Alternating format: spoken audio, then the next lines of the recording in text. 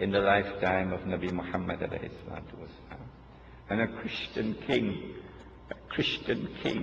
a black Christian king in Africa protected us. I will never send them back to you, he said. And he looked at Islam and he looked at Christianity and he said, that which divides us from you is no more than this line in the sand, the Negus of Abyssinia. So too it was at that time. So too again it is today. The major attacks that Israel will launch will be on Muslims and black Christian Africans. The Prophet said that a man will pass by a grave and would roll on the grave and would say, I wish I were in the grave rather than the dead man, because of biting, relentless oppression.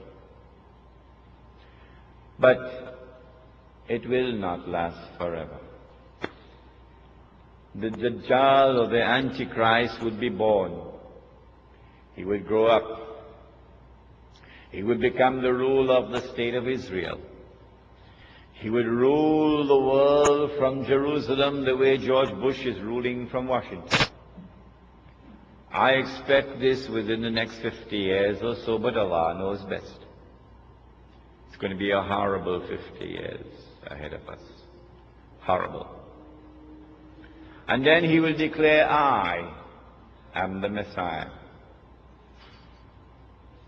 And the Jews will accept him as the Messiah. And then he'll rub his hands and say, mission accomplished. It is at that time that the Son of Mary will now come back, not before. Jesus cannot return until the Antichrist has completed his mission. The Christians of this country would do well if they would come to Islam so that Muslims can explain to them the subject of the Antichrist as it has been explained to them today, as never before explained to them. Jesus cannot return until the Antichrist has completed his mission. The Antichrist has completed almost 2/3 of his mission, but there's 1/3 still remaining. At that time, the Son of Mary comes down, and the true Messiah now kills the false Messiah. And then Allah subhanahu wa ta'ala will destroy Gog and Magog, and that's our next lecture, inshallah. So you've got to come back next month. And then said the Prophet Muhammad alayhi salatu wasalam, just listen to these two hadiths and we'll be finished. He said, when you see the black flags coming from the direction of Khurasan, Afghanistan is part of Khurasan. He said, go and join that army. These are two hadiths combined here. Go and join that army, even if you have to crawl over ice. These are his words. Go and join that army, even if you have to crawl over ice. Because no one will be able to stop that army until it reaches Jerusalem. And so go back home today with joy in your hearts, even while there are tears in your eyes for the immense suffering through which we are going. Go back home with joy in your heart that there is a tomorrow which is coming, in which a Muslim army will liberate the Holy Land. The Prophet said, لَتُقَاتِلُنَّ الْيَهُودِ, you will most certainly fight the Jews. That's clear. Look at what they're doing today. وَلَتَقْتُلُنَّهُمْ, you will kill them. You will be victorious. These are his words. حتى يقول الحجر, at that time even the stones will speak.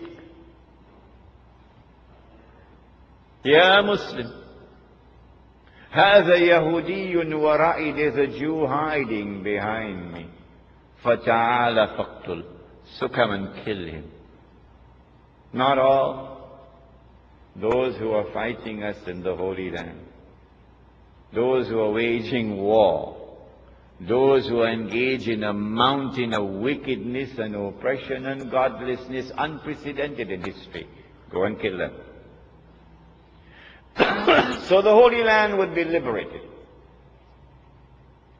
And then the Islamic State, the holy state of Israel, of David and Solomon, will now be restored in the Holy Land.